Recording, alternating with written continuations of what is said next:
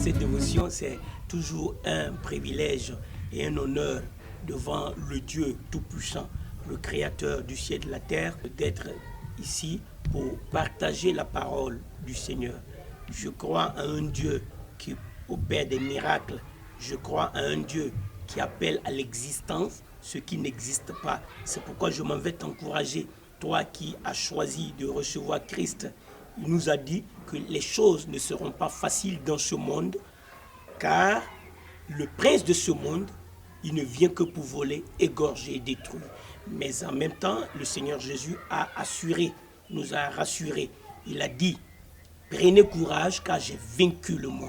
Alors, nous pouvons voir le bluff du diable et lever la tête et avancer, car ton rôle est très important dans ton village, dans ta famille, dans ton quartier, là où Dieu t'a placé, dans le pays où t'a placé. Parce que pour Dieu, tu es la lumière de ce monde, tu es le sel de la terre. Alors, Dieu s'engage à prendre soin de toi. Le plus souvent, nous nous limitons à nos sens, à ce que nous voyons, à ce que nous avons dans la main, à ce que nous sentons, aux circonstances qui nous entourent. Mais quand nous avons choisi de marcher avec Christ, nous avons choisi de marcher par la foi. Et la foi, c'est au-delà des sens. C'est pourquoi dans 1 Roi, le chapitre 17, il y a là une histoire que je voudrais continuer avec toi. Et au passage, je lance cet appel à toi qui n'as pas encore reçu Christ. Il se peut que pour toi, c'est des histoires que nous racontons, des fables. Mais loin de là, nous ne pouvons pas accepter des fables. Le Dieu qui a créé le ciel et la terre, il a eu une évidence. Il s'est révélé à la personne de Jésus-Christ. Et il a montré sa gloire. Des hommes l'ont vu. Ceux qui l'ont percé ont rendu témoignage qu'il était véritablement le Fils de Dieu. Ceux qui l'ont enseveli ont reconnu qu'ils ont enseveli un corps inerte, sans vie. 3 jours après, il est ressuscité. Ça, c'est la base de ma foi. Je ne raconte pas des fables. Ce Dieu-là, il est tellement réel qu'aujourd'hui, je me tiens devant toi. N'eût été son intervention, je ne serais même pas en vie. C'est pas ce que j'ai choisi de faire, c'est pas ce que j'ai voulu faire, mais il m'a choisi. Je ne l'ai pas choisi, lui, il m'a choisi. Et je me tiens devant sa face dans toute sincérité. Et ce que je dis, c'est sa parole. Il a promis qu'il va confirmer sa parole. Donc, je te fais cet appel. Je ne suis pas en train de spéculer, je ne suis pas en train de motiver quelqu'un, je suis en train de proclamer la parole qui va donner vie à quiconque va croire. J'ai cru en cette parole, elle m'a donné vie. Alors, je te lance cet appel. Écoute ce message avec entendement et à la fin, je vais te faire un appel. J'espère que tu vas répondre à cet appel. Que Dieu te bénisse. Alors, dans 1 Roi, le chapitre 17, au verset 13, nous lisons, cela attire mon attention, parole que Élie adresse à cette femme, cette veuve de Sarepta.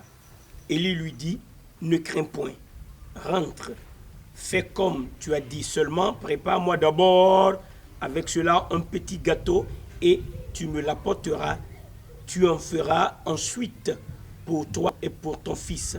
Car ainsi parle l'Éternel, le Dieu d'Israël, la farine qui est dans le pot ne manquera point et l'huile qui est dans la cruche ne diminuera point jusqu'au jour où l'Éternel fera tomber de la pluie sur la face du sol.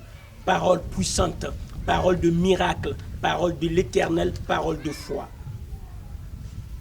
Elle encourage toujours. Dans ces circonstances, Élie a choisi de croire en cette parole qui est créatrice, parole du Dieu tout-puissant, de l'Éternel des armées, de celui qui appelle à l'existence ce qui n'existe pas, celui qui crée à partir de rien, celui qui par sa parole a étendu les cieux et la terre, celui qui dit et la chose arrive. Élie a cru à cette parole. C'est impressionnant de le savoir et de le souligner. puisqu'il arrive chez celle-là même que Dieu a dit, c'est toi qui vas nourrir Élie. Et elle dit, je n'ai rien. Je n'ai même pas de pain préparé. Ma farine, il ne me reste que la dernière poignée, la dernière ration. Mais Élie n'a pas tenu compte de ses propos pour être découragé. Au contraire, il s'est appuyé sur la promesse de Dieu et il a encouragé cette femme dans des circonstances. Élie était dans une circonstance. Le torrent avait séché, n'oublie pas. Il a fait un parcours pour arriver à Sarepta et il se rend compte que la femme dit qu'elle n'a rien. Mais il dit non, l'Éternel l'a dit, il a la puissance, le pouvoir d'accomplir ce qu'il a dit. Alors femme, ne crains pas. Cela ne dépend plus de toi, cela ne dépend plus de moi. Ça dépend de celui qui a proclamé. Alors, au nom de Jésus, nous allons agir. Toi et moi, maintenant, nous agissons au nom de Jésus. En nous appuyant sur ce que Élie a dit à la femme, ne crains pas, nous pouvons dire, au nom de Jésus, toi qui me suis maintenant, agissons. Non pas sur ce que nous voyons, parce que sur la base de ce que Élie voyait, on ne pouvait plus agir. Sur la base de ce que la femme a dit, Élie ne peut pas agir. Donc, il va agir sur la base de la parole de Dieu. Nous avons le nom de Jésus. Alléluia. Élie a encouragé la femme, il a dit, ne crains point. Mais écoute, tu vas faire une chose, puisque ça ne dépend plus de toi, puisque ça ne dépend plus de moi, ça dépend de l'Éternel, nous allons faire les choses comme l'Éternel veut. Il veut que son nom soit glorifié. Il veut que sa parole soit honorée. Alors nous allons pratiquer la parole. Femme, tu as dit ça, j'ai compris. Va. Malgré ce que tu as dit, prépare d'abord. Regarde la priorité. D'abord, prépare pour moi un peu de pain. Juste un peu. Pas ce qui peut m'amener à satiété. Juste un peu. Prépare ça, apporte-le-moi et que je mange. Ensuite, donc il y a l'ordre dans les faits. D'abord, Élie, serviteur de Dieu, afin d'accomplir la parole de Dieu. Premièrement, Dieu et son royaume. Nous devons chercher ça premièrement. Alléluia. Et ensuite, tout sera donné par-dessus. Et alors, Élie dit à la femme, voilà ce que nous allons faire, femme. Je suis venu pour t'aider. Et au passage, notons cela. Élie n'est pas venu à cette femme. Dieu n'a pas délégué cette femme seulement pour faire du bien à Élie. Au fait, c'est pour le bien de la femme. Quand Dieu te choisit, c'est pour ton bien. Tu ne peux jamais être celui qui va porter le fardeau de Dieu. Non. Personne ne peut porter le fardeau de Dieu. Il est suffisant en lui-même. Il est El Shaddai. Alors, quand Dieu te choisit, ce n'est pas pour te troubler. Je suis heureux que Dieu m'a choisi depuis la Côte d'Ivoire jusqu'ici. Je suis heureux. Partout où je suis passé, il s'est glorifié. Je n'ai rien fait. C'est lui qui m'a choisi. Je ne le mérite même pas. Mais il a porté son choix sur moi. Et je suis heureux de me tenir devant lui. Quel que soit le chemin, si rocailleux. Mais lui, quand il marche avec moi, je suis sûr que ce qu'il a dit, il va l'accomplir. Il va l'accomplir. Il est fidèle. Alors Élie a encouragé cette femme. Cela attire mon attention. Dans les circonstances, faisons d'abord ce que Dieu a dit de faire. Dans les circonstances, quand les choses ne dépendent plus de nous, c'est-à-dire, tu veux tellement faire, mais ça ne dépend plus de toi. La femme a beau vouloir nourrir Élie, mais elle est limitée. Alors Élie a dit, montons, faisons ce que Dieu veut. Voilà, cette histoire me rappelle un enseignement que le Seigneur Jésus a donné dans Jean, le chapitre 6. Nous allons le lire. Et si tu as ta Bible, j'aime ça que chacun prenne sa Bible et on fouille la Bible ensemble. On parcourt la Bible ensemble. Tu vas te rendre compte que les messages sont clairs, c'est biblique, c'est écrit. Nous ne faisons que lire, car je crois à la puissance de la parole de Dieu. Dans Jean, le chapitre 6, c'est un fait qui est en même temps un enseignement. Après cela, Jésus s'en alla de l'autre côté de la mer de Galilée, de Tibériade. Verset 2. Une grande foule le suivait parce qu'elle voyait les miracles qu'il opérait sur les malades. Or, c'est merveilleux de noter ça. Notre Seigneur Jésus, il guérit toujours. Il est le même hier, aujourd'hui, éternellement. Lorsque la grande multitude l'a suivi, elle l'a suivi pour un fait. Ils ont vu que pour lui, aucune maladie n'est trop incurable. Alléluia.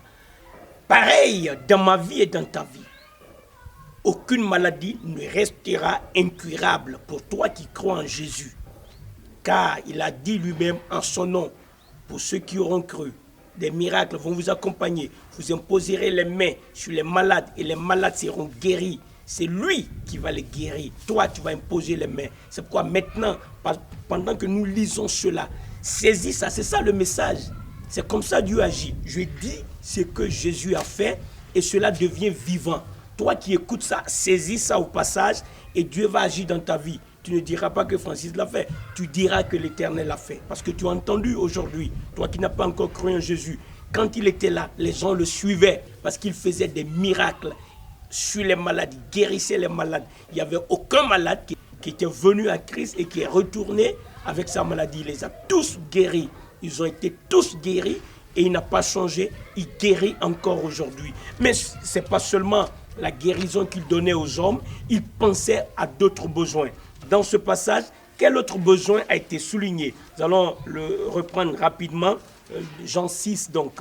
Nous étions en train de lire et au verset 3, Jésus monta sur la montagne et là, il s'assit avec ses disciples. Or, la Pâque était proche, la fête des Juifs. Ayant levé les yeux et voyant qu'une grande foule venait à lui, Jésus dit à Philippe, « Où achèterons-nous des pains pour que ces gens aient à manger ?» Il disait cela pour l'éprouver car il savait ce qu'il allait faire. Philippe lui répondit, « Les pains qu'on aurait pour 200 deniers ne suffirait pas pour que chacun eût reçu, pour que chacun en reçût un peu. » Un de ses disciples, André, frère de Simon-Pierre, lui dit, « Il y a ici un jeune garçon qui a 5 pains d'orge et 2 poissons. Mais qu'est-ce que cela pour tant de gens ?» Alors nous comprenons que là, le Seigneur Jésus est en train de donner un enseignement.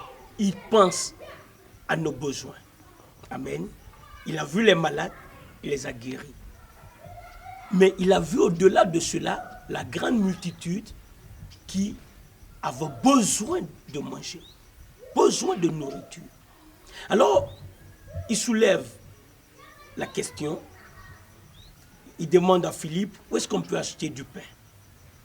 Philippe donne une réponse selon ses sens, c'est limité. Alors, André donne son idée limitée au sens. Ils ont suivi la logique des faits. Il dit, mais ils sont tellement nombreux, ce que nous avons, quand même on peut acheter, ça ne pourra pas suffire. C'est pas possible. C'est pas possible. C'est impossible. André dit, ici je vois qu'un enfant a du pain. Mais 5 pains, 2 poissons, à quoi cela peut suffire vis-à-vis de tant de personnes?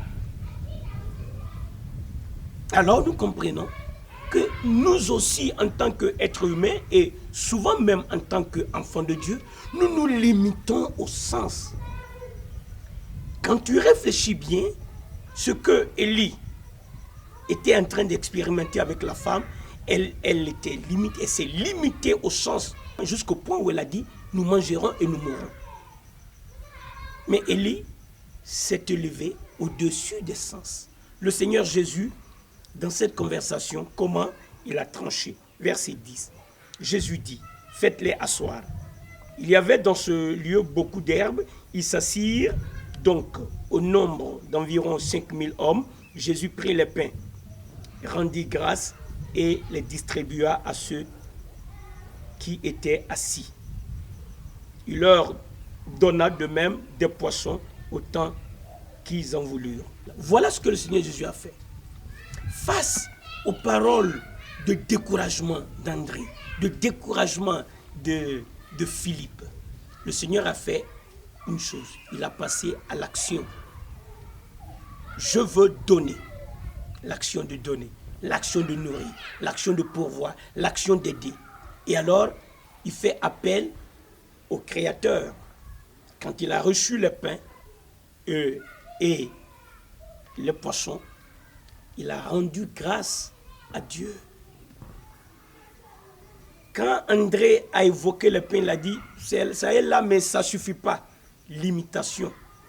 L'enseignement que nous recevons là, le Seigneur prend avec la bonne disposition de chercher à aider. Il n'a pas donné d'excuses. Il a pris le pain. Il a rendu grâce au Père Céleste. Voilà ce que nous devons apprendre à faire dans nos difficultés, dans nos circonstances. Car le Seigneur a été clair.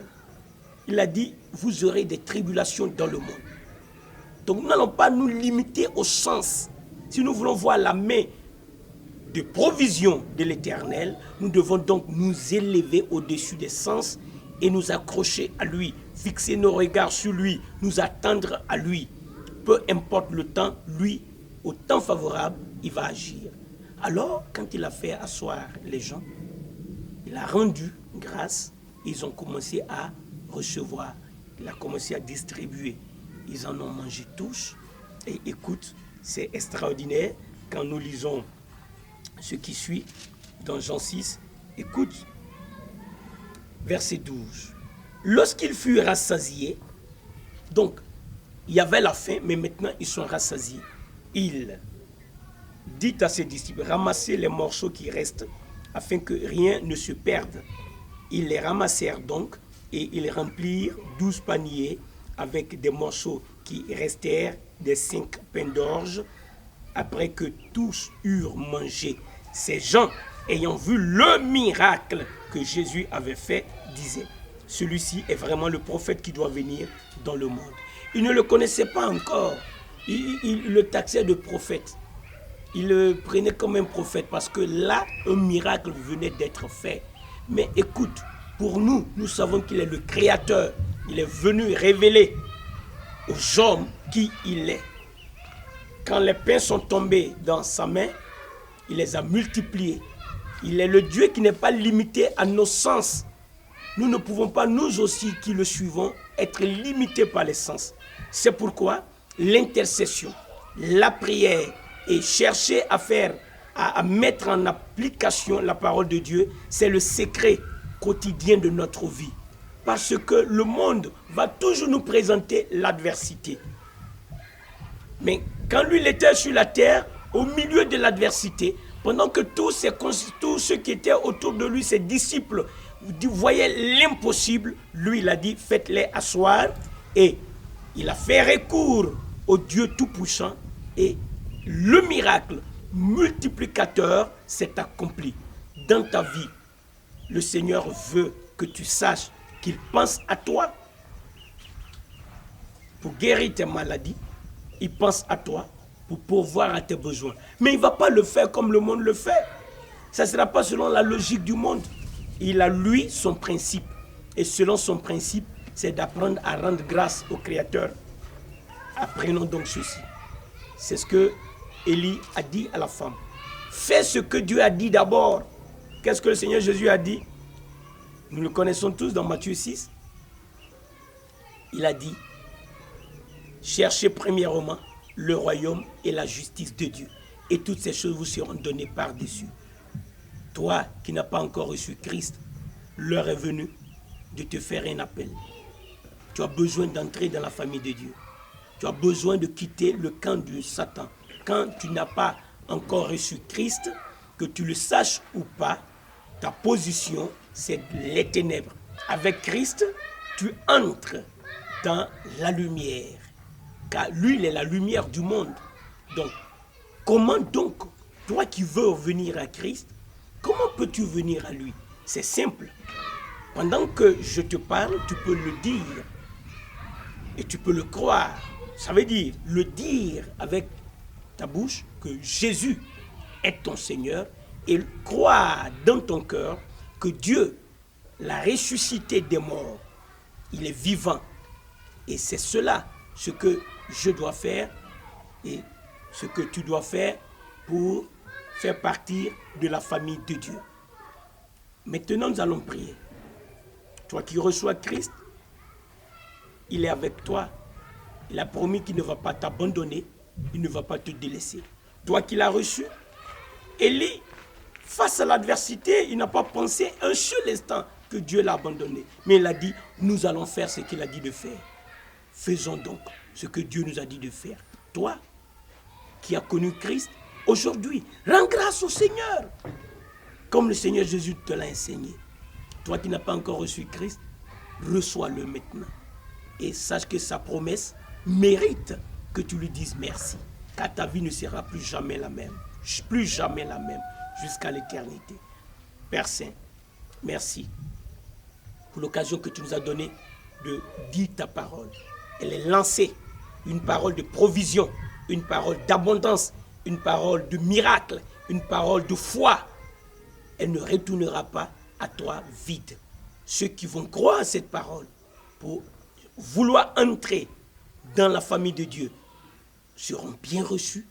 Ceux qui vont croire en cette parole pour te rendre grâce et s'attendre à ta provision, à un miracle, verront ton bras puissant.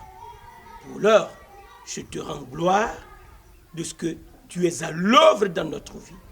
Je te remercie pour les miracles que tu es en train de faire, pour guérir, pour nourrir. Merci Seigneur. Nous verrons ta gloire. Alléluia. Je commande maintenant aux démons de peur de libérer les cœurs dans le nom de Jésus-Christ. Esprit de ruine, de misère, va-t'en maintenant dans le nom de Jésus. Merci Seigneur, parce que tu as entendu notre prière. Alléluia.